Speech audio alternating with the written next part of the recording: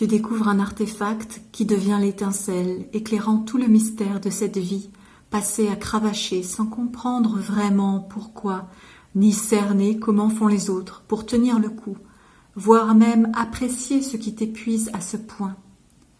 Tu crois avoir trouvé l'illumination. Mais non, rappelle-toi, ce n'est rien, rien qu'un reflet parmi 1000 autres constituant ton être. Parce que tu as déjà traversé 1000 couloirs aux noms bizarres, tu n'es plus à un panneau près. Qu'importe la direction, puisque tu es en chemin. Ce qu'ils nomment diagnostic devient pour toi une petite pierre bizarre, mais rassurante, car tu ne veux plus porter de cailloux lourds dans tes poches. Plus qu'un soulagement ou une reconnaissance, tu te dis « Ça y est, j'ai vraiment le droit d'être folle ». Cette folie est bien plus simple et invisible que le mot veut bien le laisser croire.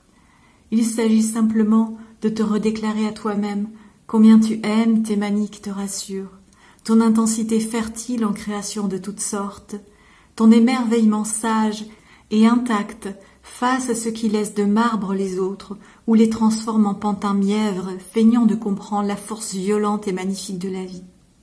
Combien tu as besoin de cette vitalité et surtout combien tu refuses de te laisser aseptiser. Mais une autre souffrance surgit alors par effet rebond.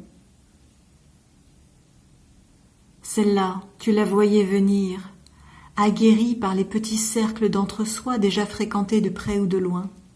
Le mythe de la singularité absolue, érigé comme étendard à travers des ralliements de presque clones qui croient lutter contre toute discrimination, tandis qu'ils se poignardent eux-mêmes en se séparant du monde par tous les moyens. Je souffre de ne jamais me reconnaître dans les espaces collectifs fermés.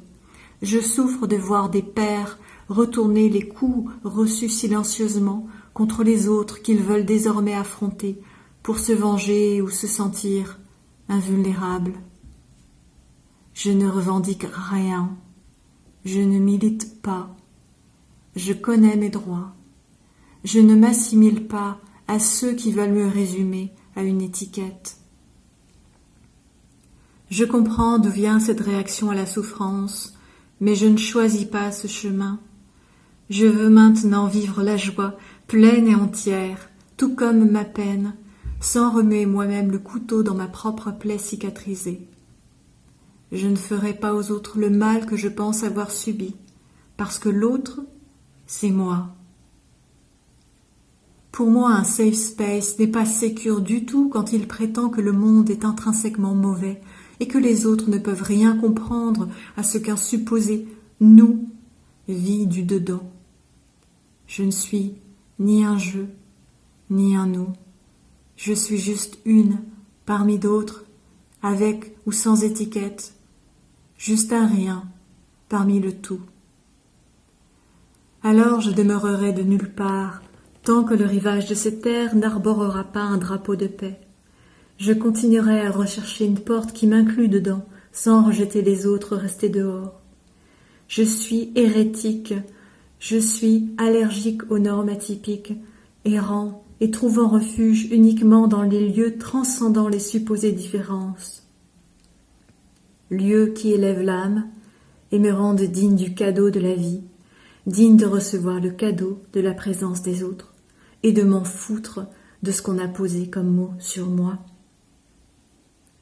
Je suis restée seule en marge des regroupements, reliée uniquement au fond de ce qui fait l'humanité, plus que jamais connectée, jamais seule, une cellule, connectée à des milliards d'autres cellules, palpitant silencieusement, invisible, sachant la lutte pour survivre, sachant la jouissance de vibrer, respirer,